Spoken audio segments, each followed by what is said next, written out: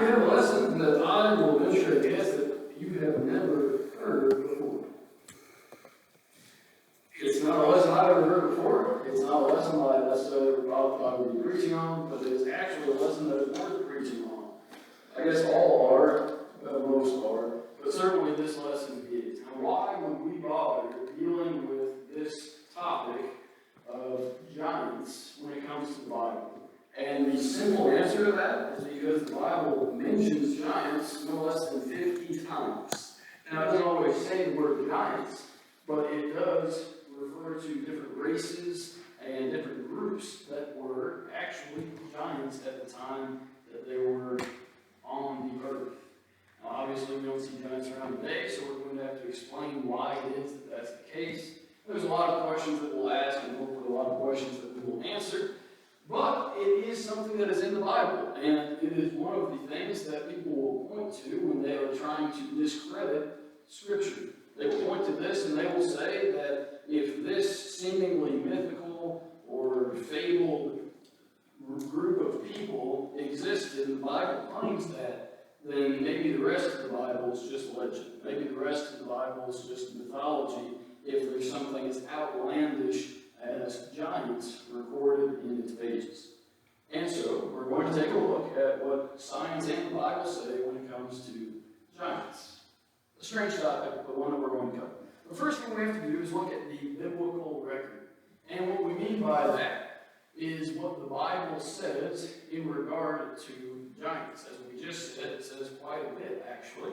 And we're going to take a look at a few of the different groups that are referred to in the Bible as being giants. Now, the first one is not necessarily a group, but it's the word that just came up in our text. And some translations will use the exact transliteration from Hebrew into English. And some translations will translate the word as giants. But the word is Nephilim. Now, the word Nephilim means something. That's helpful. In Hebrew, and translating from Hebrew, nobody's quite sure exactly the meaning of it. It could mean simply giants, and that's the way that's most often translated, but it also could mean someone that is fallen, which seems strange, or someone that is mighty, which implies someone who fells another.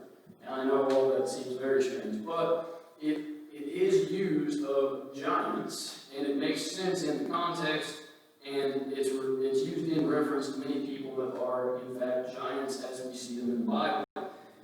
But in the context that we just read this verse, we're going to address this verse within its context. In verse 4, it uses the word giants if you were in the New King James, if you're in the NIV or the HCSB or some other translations, it will use the word Nephilim.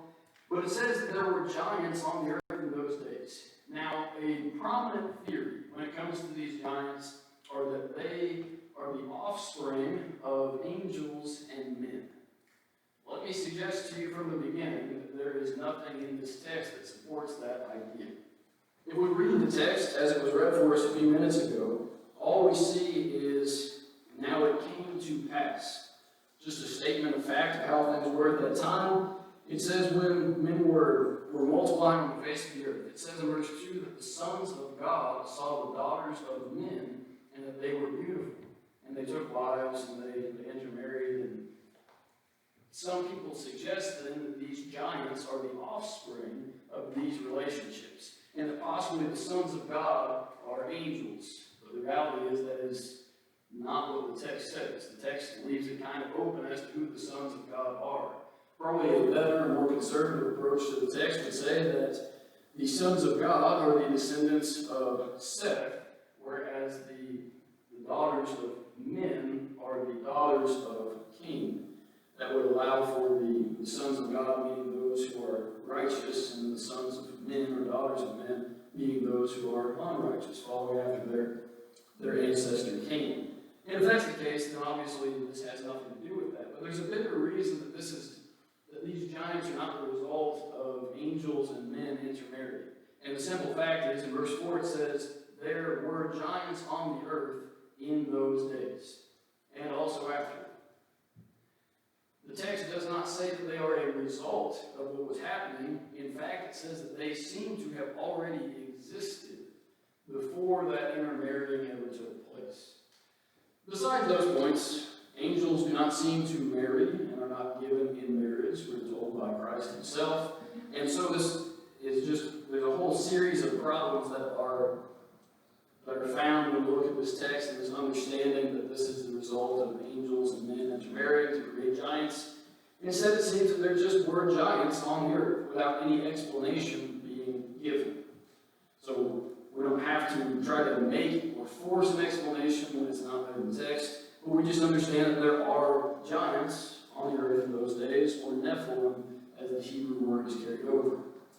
So, other groups, though, that are mentioned in the Bible. One are the Rephaim. And they are, if Nephilim is a word for giant, then Rephaim are a race of giants. And that's all that it really means. It's just a group of people that apparently were giants. And they're not the only ones. But Rephaim is used many times, both before and then after the flood as well, that they were like the Rephaim. So there's that group. There's also probably the best known group I would think of them, which are the Anakim, the sons of Anak, as they're sometimes referred to as. And we see them being prominently featured in the Old Testament. And they are even the ancestors of Goliath, certainly the most famous of the biblical giants. But the Anakim, in Numbers chapter 13, starting verse 32, it says, "And they spread among the Israelites a bad report." These are the 12 spies coming back from the land of Canaan. A bad report about the land they had explored, and they said that the land we have explored devours those living in it, and all the people we saw there are of great size. So yet again, we have people of great size, seemingly giants in reference here. It says that we saw the Nephilim. Again, the giants of the land there, and they were the descendants of Anak. Again, the Anakim specifically were there, who come from the Nephilim, and we seemed like grasshoppers in our own eyes, and we looked the same to them. So in this verse, in these verses, it makes clear that when they explored the land of Canaan, they found among the people of Canaan certain giants. As strange as it sounds to us, it's what the Bible reports. If we believe the rest of the Bible, of course we're going to believe this as well. So the Anakim are mentioned as another group, and there are others as well. There are a couple other groups that we don't know much about, but one is the Imam, another is the Zubim, but they're both mentioned as being races of giants, as well as more specifically the Amorites. Now the Amorites are pretty common in the Old Testament as well, but there's specifically in Amos a reference to them seemingly being as giants. This could be more figurative perhaps, but it is another place that we see this idea. In the text it says, "Yet I destroyed the Amorites before them, though they were as tall as cedars and as strong as oaks. Still I destroyed them." So the Lord is saying that he destroyed the Amorites for the people of Israel, and that the Amorites were as tall as cedars, as strong as the oaks. So they were a people that appeared to be giants compared to the Israelites. So all of those groups are mentioned in the Old Testament, and there are even some specific men mentioned that seem to be giants as well. Let's give two examples of the two most famous of those. The first one, the less famous of the two, I suppose, is Og. Og is the king of Bashan, and Og is mentioned both for his height, but also the size of his bed, which is kind of strange. But in Deuteronomy chapter 3, starting verse 11, it says, "Og, king of Bashan, was the last of the Rephaites," the same as the Rephaim that we just looked at. He was the last of that race of giants. And his bed was decorated with iron and was more than 9 cubits long and 4 cubits wide, which means that it was about 13 and a half feet long by about half as wide. That's a pretty good sized bed for any given person. And maybe the bed was a little bit oversized, so we're not saying he was necessarily 13 feet tall, but he was probably a good portion of that size. It doesn't have to be that he was, again, exactly 13 feet. It doesn't have to be that he was that massive, but he was very large, and his bed reflects that as well. Just an interesting fact that we're given there. In 1 Samuel chapter 17, Starting in verse 4, we read of another giant, the one that we are most familiar with, in the giant of Goliath. And Goliath, it is interesting because it's specifically mentioned that it says he's a champion of the Philistines named Goliath. He was from Gath. We'll talk about that toward the end of the lesson. It says that he came out from the Philistine camp, and his weight, or his height rather, was 6 cubits and a span. 6 cubits and a span, not that we use those measurements anymore, but if you translate those into modern day measurements, you end up with 9 feet and 9 inches tall. Does that seem kind of tall to you? Seems pretty tall to me. Let me give you a couple of examples, real world examples, just to help out. If you're thinking in terms of a basketball goal, Goliath's head would not just brush the bottom of the net, but he would walk straight through the net. And his standing reach, of course, would be far over top of the backboard. In this room, for example, if you look at the speakers on either side of the room, they happen to be, because I measured them, 9 feet and 6 inches. Goliath stands 3 feet taller than that. Another example, probably the easiest to represent, about where Goliath's name is on the slide behind me would be his height. Now, I would consider to be above average height in most circles, and that would dwarf me entirely. And it's no wonder then that when the Israelites went into the land of Canaan, they felt like grasshoppers among the people. If they saw someone of that height, they would be right to think that almost. But given these very clear and very descriptive images of giants in the Old Testament, is it possible, scientifically speaking, is it possible, historically speaking, that these people actually existed? And the answer, of course, for us needs to be yes, or we have a problem with the whole of the Bible. If this is mythology, then the rest of the Bible could be as well. If there's truth to this, or the possibility that this is truth, then we are believing in something as a whole that is true. So let's look at a few things. Number one, like we say, there must be internal evidence for us to believe it. And the Bible is not short on examples of giants being mentioned. And it's not that they're limited to 1 or 2 places in the Bible. If that were the case, we might say, well, maybe somebody mismeasured. Maybe somebody wrote down the wrong measurements, and he was actually 6 feet 9 inches, not 9 feet 9 inches. But that's just not the case, because there are too many examples that we see of people being recorded as giants. And if they are giants, then we must believe that instead of these being one-time mentions or being something figurative, if this is factual, then we must believe that for the sake of it being part of the Bible. But as far as science is concerned, the first thing we could do, and this seems fairly obvious, is look at modern-day comparisons. We don't see giants today, but if we're going to talk about giants, we need to see, even today, how tall are some of the people that are alive. Well, we start then with the tallest person currently alive, whose name is Sultan Kosin, who is a short 8 feet 2 and 3/4 of an inch.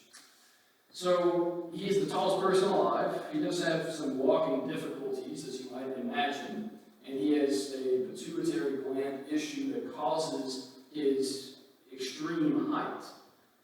Now, in the realm of talking about someone who's 9 feet 9 inches, it may be hard for us at 6 foot or at 5'8" to say, sure, there's a 9'9" person. But if we had a certain Sultan Kosin standing in our room right now, we might believe it just a little bit more, seeing someone that is closer to that height.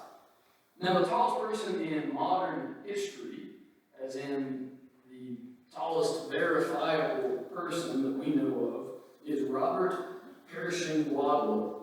And he lived back in the 30s and 40s, and he was 8 feet 11 inches tall. 8 feet 11 inches tall. Now again, when we talk about Goliath being 9 feet 9 inches, it's hard to believe, but there was someone not too much shorter than that in recent history. But of course, we're not talking about just individuals, but whole races of people that had this characteristic about them, this kind of height. Someone as are maybe more of a popular culture icon that has some height to them and also some size would be a certain Andrei Rusumov, or as you might know him, Andre the Giant. Andre the Giant was 7 feet 4 inches, which is not quite as tall as the ones we were just talking about.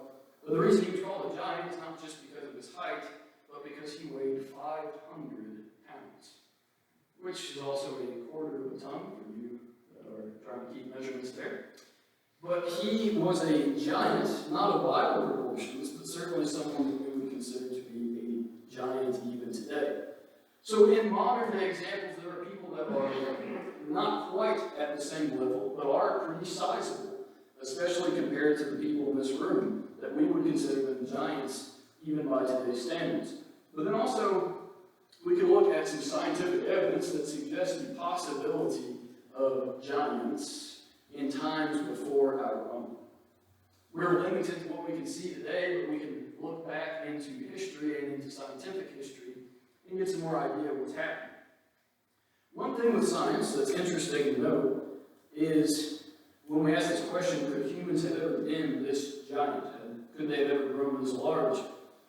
When we look at the animal kingdom, we see an odd pattern of shrinkage, as in things have actually gotten smaller from certain points in history. Now in humans, it's pretty well known that humans have actually gotten a little bit taller over the years, over the last 100 years or so, largely due to nutrition and other environmental factors. But a long time ago, maybe during the Ice Age, for example, there were animals that are comparable to modern-day animals, except of much larger proportions. A few examples, just for fun. One example would be a 7.5-foot-long beaver. Now that would be pretty terrifying, and could probably gnaw its way through your house, not just a small tree. Another example would be a 16-foot-long turtle, or maybe a scarier example, and a whale would be quite slow, I suppose, but a ground sloth, which would be some 20 feet tall. Animals used to be a lot larger than they are now. We have fossil evidence of these things, as well as a couple others, a 42-foot-long snake, which I'm sure comforts a lot of you, and a 100-foot-long octopus. All of this just to say that animals at certain points in history have been much, much larger than they are today. And it seems almost impossible for some of these measurements to be real in the animal kingdom, just as it seems impossible for some of these measurements to be real for humans.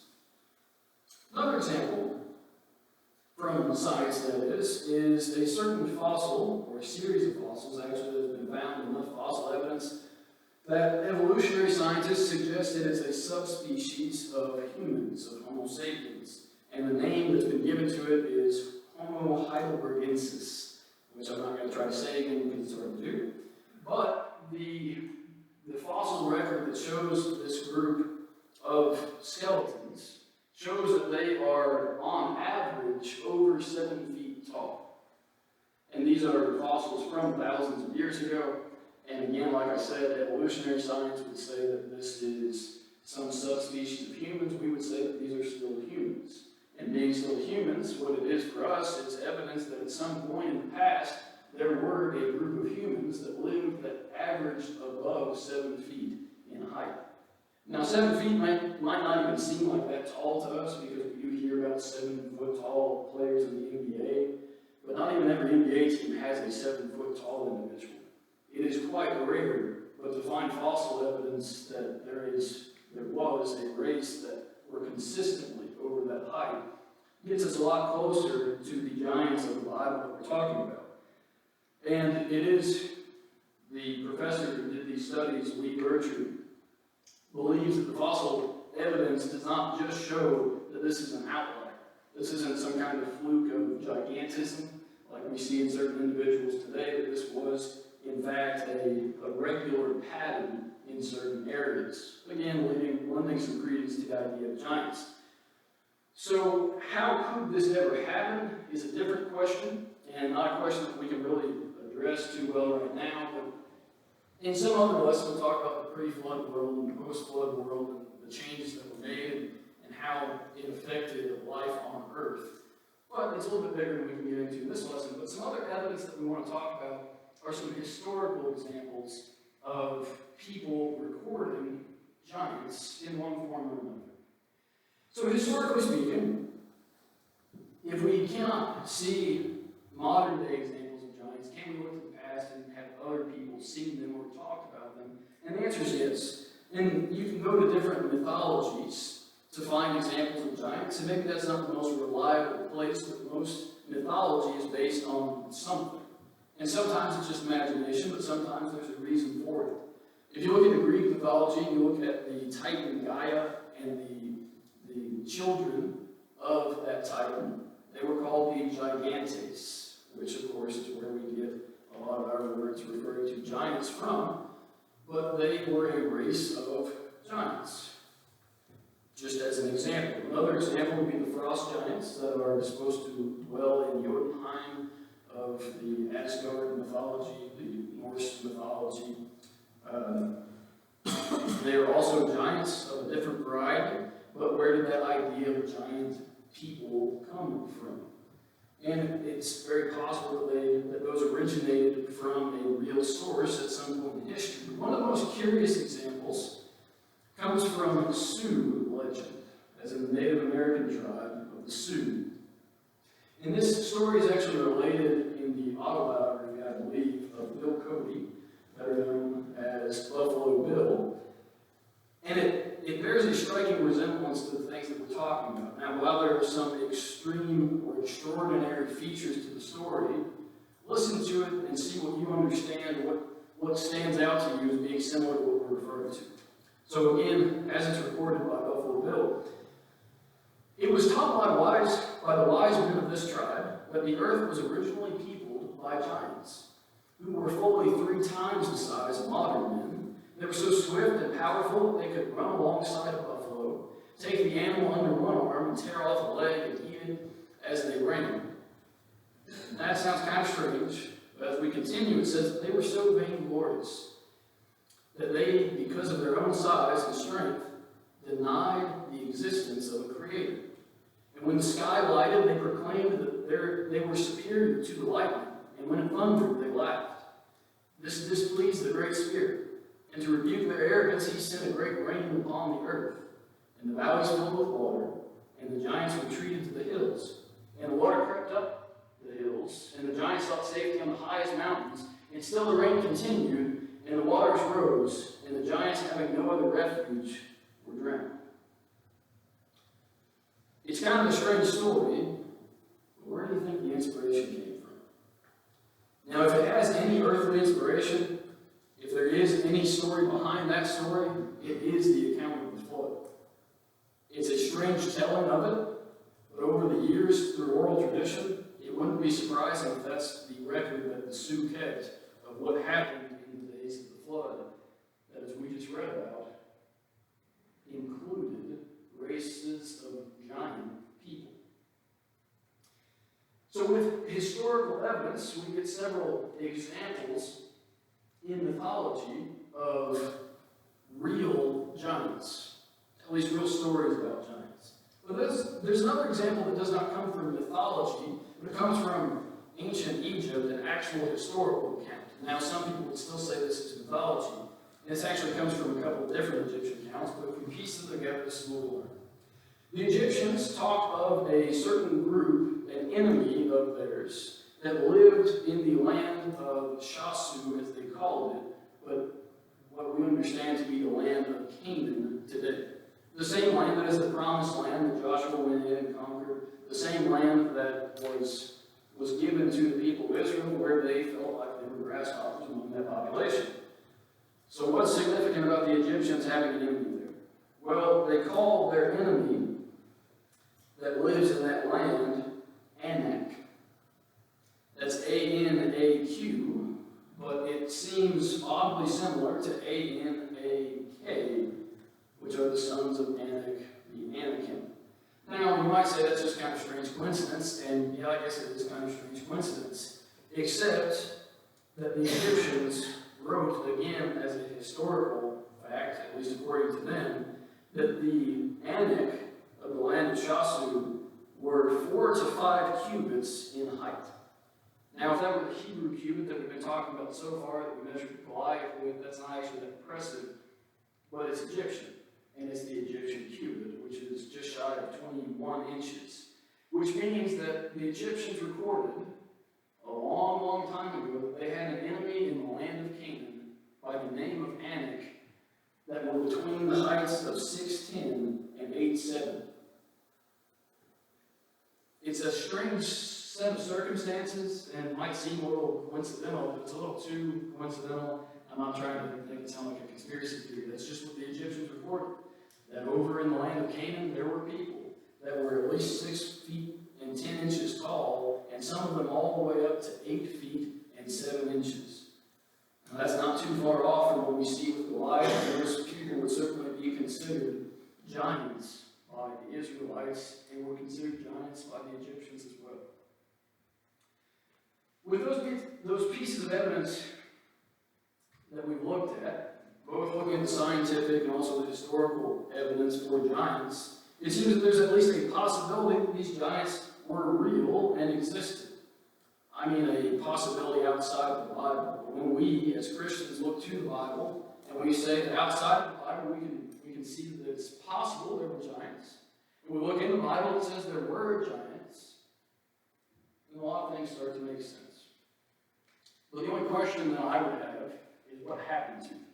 If you haven't noticed, there are very few people over 7 feet tall. There's barely anyone that ever approaches 8 feet. And there's no one alive that is 9 feet. And never has been in the last few hundred years. So how do we know what happened to these giants? What did happen to these giants? And the answer is actually quite simple. The answer is given in Joshua chapter 11, as they enter and conquer the promised land, the land of Canaan. It says, at that time Joshua went and destroyed the Anakites, the same as the Anakim, from the hill country, from Hebron, from Debir and Anab, from all the hill country of Judah, and from all the hill country of Israel. And Joshua totally destroyed them in their towns, and no Anakites were left in Israelite territory, only in Gaza, Gath, and Ashdod did any survive. So what happened to the giants? Well, Joshua and his men killed most all of them. There were a few pockets of them left over in a few places. Specifically, Gath is mentioned, which is the specific territory that Goliath and Goliath's brother that's mentioned in the Old Testament are from. So that's where some of those giants were left. There are other stories, not just of David, but also of David's mighty men killing giants. A few of them are recorded as doing so.